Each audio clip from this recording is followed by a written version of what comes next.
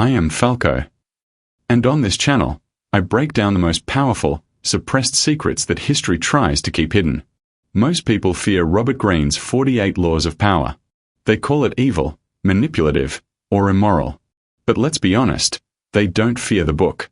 They fear the truth it forces them to acknowledge, that while they were busy trying to be good, the world was busy eating them alive. Being a nice guy is not a moral virtue, it is a survival strategy for the powerless. Today, we aren't just summarizing a book. We are going to deconstruct the exact mechanics of power. If you are tired of being stepped on, tired of being the reliable person who never gets ahead, this is your turning point. After this, you will never be a nice guy again. The biggest mistake you make early in your career is proving how smart you are. Law 1 is simple: never outshine the master. It sounds counterintuitive. Shouldn't I show them I'm valuable? No. When you make those above you look dim, you trigger the one emotion that outweighs logic, friendship, or gratitude: insecurity. Let me give you a historical example. Nicolas Fouquet, the finance minister to King Louis XIV of France, threw the most lavish party ever seen in 1661. He wanted to impress the young king. The chateau, the gardens, the fountains, the entertainment, everything was designed to showcase Fouquet's wealth, taste, and power. And it worked too well. Louis XIV saw the display and realized something terrifying. His own finance minister was more powerful, more impressive, more magnificent than he was. Within weeks, Fouquet was arrested. His crime: making the king feel small. This is the core lesson. Your superiors are insecure. They didn't get to where they are by being confident in themselves. They got there by eliminating threats. When you shine too brightly, you become a threat. The nice guy thinks that talent will save him. The master knows that talent is a threat. You must learn to make your master appear more brilliant than they are, and you will rise to heights you never imagined. It's not submission, it's strategy. Give them credit for your ideas. Let them take the spotlight. Appear grateful for their wisdom. This isn't weakness, it is the highest form of manipulation. Because while they bask in the glory you've allowed them, you are quietly building the foundation of your own power, brick by invisible brick. The moment you understand that your boss, your mentor, your superior, is more afraid of being replaced than they are excited about your potential, you will never make this mistake again. Nice guys are transparent. They tell people exactly what they want, exactly what they think, and exactly where they are going. This is your greatest weakness. Law 3: conceal your intentions. If no one knows what you are doing, they cannot prepare a defense against you. Lead them down a false path, drop smoke screens, and only reveal your true target when it is too late to stop you. Think about how a chess master operates. They don't just make one move, they set up a series of moves that look harmless, even foolish. Then, when their opponent realizes what's happening, the trap has already closed. Checkmate wasn't one move, it was 10 moves ago. This is how power operates in the real world. When you announce your intentions, you give your enemies time to mobilize. You give them the opportunity to block you, undermine you, or steal your strategy. Transparency is not a virtue in the game of power, it is a liability. Robert Greene tells the story of Otto von Bismarck, the architect of German unification. Bismarck never announced his grand vision. Instead, he maneuvered, manipulated, and orchestrated conflicts that appeared independent, but were all part of his master plan. By the time Europe realized what he had done, Germany was united and unstoppable. Here's the practical application. When you want a promotion, don't tell everyone you're gunning for it. Work quietly. Build alliances. Gather intelligence. Let others waste energy politicking openly, while you move in the shadows. When you want to launch a business, don't broadcast your idea to the world. Someone with more resources will take it, and execute faster. Develop in secret. Launch when you're ready. If you aren't hiding something, you aren't playing the game. The most dangerous people are the ones you never see coming. Be that person. Use decoys. If you're aiming for position A, make everyone think you're going for position B. Let them expend their energy defending the wrong front. When they realize their mistake, you'll already be entrenched in your true objective. Misdirection is not lying, it is strategic ambiguity. And in a world full of transparent fools, strategic ambiguity is a superpower. We are just getting started. If you are tired of the status quo and you're ready to master the dynamics of influence, Make sure you are subscribed. Let's get into the laws that govern how you maintain that power once you've grabbed it. The more you say, the more common you appear, and the less in control you seem. Law 4. Always say less than necessary. When you speak, you are giving people ammunition. You are revealing your hand. Powerful people impress and intimidate by saying less. The silence makes others feel uncomfortable. They start talking to fill the void, and in that nervousness, they reveal everything you need to know about them. Let me explain the psychology behind this. Humans are wired to interpret silence as a void that must be filled. When you remain quiet, others project their fears, insecurities, and assumptions onto you. You become a blank canvas, and they paint you as far more powerful and mysterious than you might actually be. Look at the great leaders throughout history. Abraham Lincoln was known for his long, uncomfortable pauses. Winston Churchill would let silence hang in the air during negotiations. These weren't accidents, they were calculated power moves. When you over-explain, you appear desperate for approval.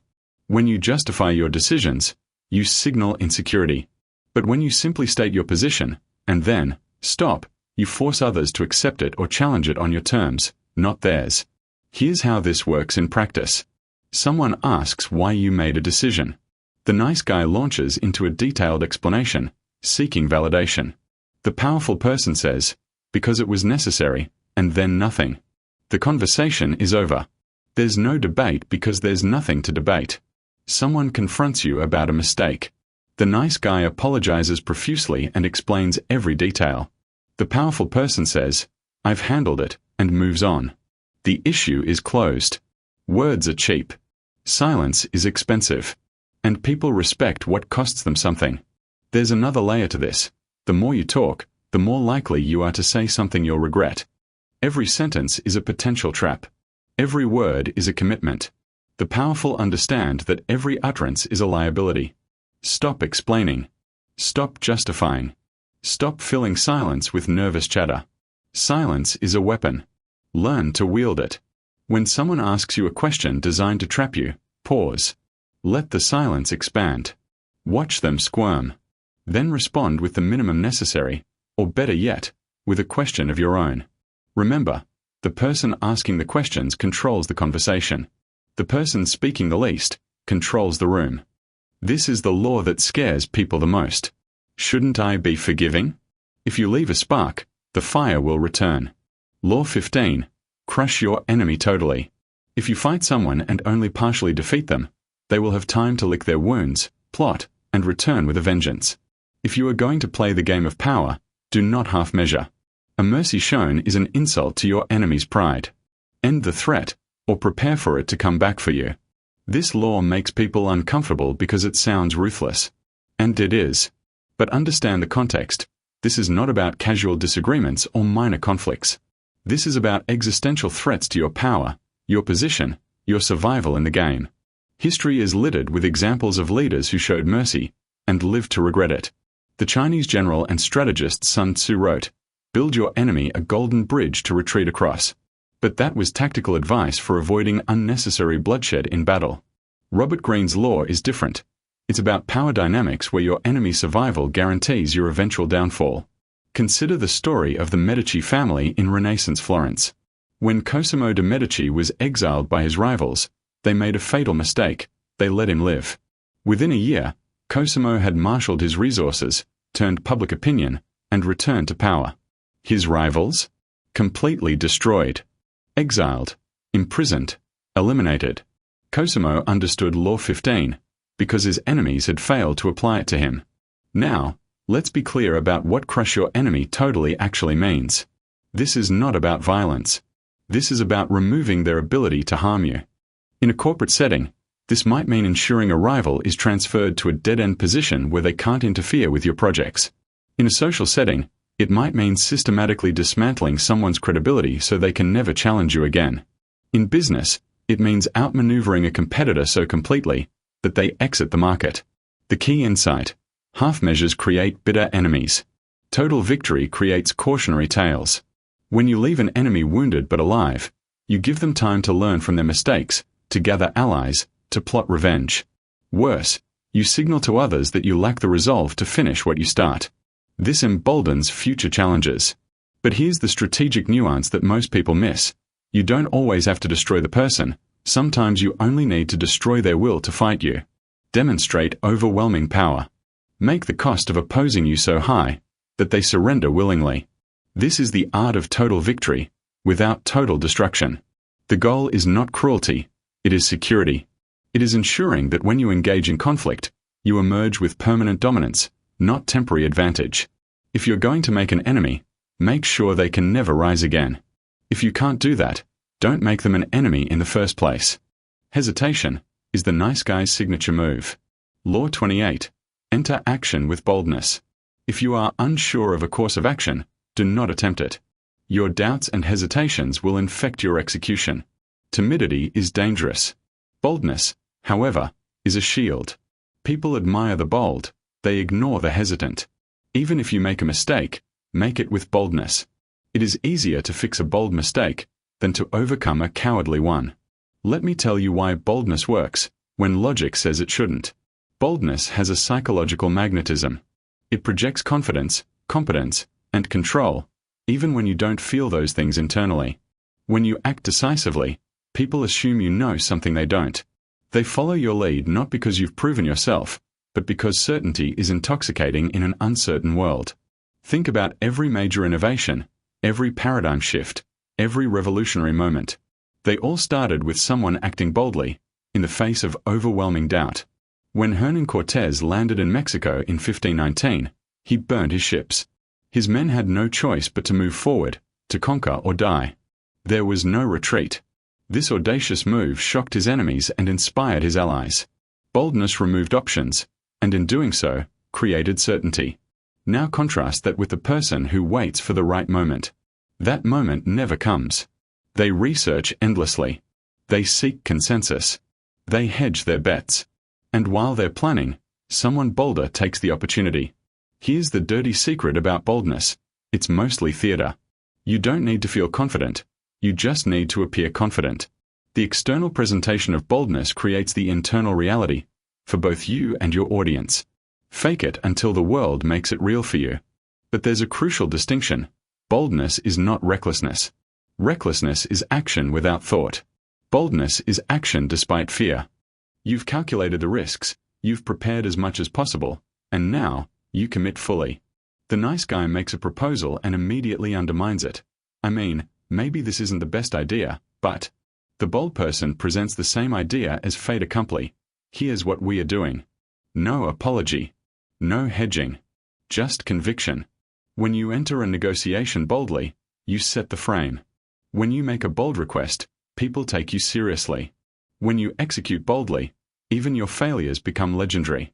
People forgive bold failures. They never forgive timid incompetence.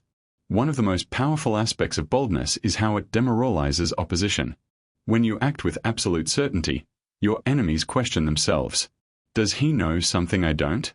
Does he have resources I'm unaware of? Doubt spreads through their ranks, while confidence spreads through yours. This is why con artists are often successful, not because their schemes are sophisticated, but because their boldness sells the illusion. So here's your assignment. Identify the one action you've been afraid to take. The promotion you haven't asked for. The business you haven't launched. The conversation you've been avoiding. Stop researching. Stop preparing. Enter with boldness. Make your move, and make it decisively. Even if you're terrified, let no one see it. Because in the game of power, hesitation is a death sentence. But boldness is armor. These laws are not about being evil. They are about being aware. The world is not a playground where nice gets rewarded. The world is a complex, high-stakes game where power is the only currency that matters. You don't have to be a tyrant, but you must be a player. Here's what the nice guy doesn't understand. Morality is a luxury afforded by power, not a path to it. Once you have power, you can afford to be generous, kind, even merciful. But you cannot build power on those qualities alone. You build it on strategy, on awareness, on the ruthless application of these laws. Robert Greene didn't invent these laws. He observed them operating in every culture, every era, every power structure throughout human history. These aren't his rules, they're reality's rules. Denying them doesn't make you moral, It makes you blind. The 48 laws of power are a mirror. They show you how the game is actually played, while you were busy believing in fairness. And once you see it, you can never unsee it. You'll notice it everywhere, in your workplace, in your relationships, in politics, in social dynamics. The people winning aren't the nicest, they're the most strategically aware. So what do you do with this knowledge? You have 3 options. 1. Reject it entirely, return to being the nice guy, and continue wondering why you keep getting passed over, stepped on, and left behind. 2. Use these laws destructively, become the tyrant, the manipulator, the person everyone fears and no one respects. Or 3. Use these laws strategically, understand the game, protect yourself from those who would exploit you, and rise to a position where you can actually make a difference. I choose option 3. And if you're still watching, so do you. These laws aren't about hurting people, they're about not being hurt. They're about seeing the invisible architecture of power, and learning to navigate it without becoming its victim. Stop playing by the rules of those who want you to stay small. Choose your laws, master your influence, and start controlling your own destiny. The nice guy is dead. The strategist is born. I am Falco, and we are just getting started.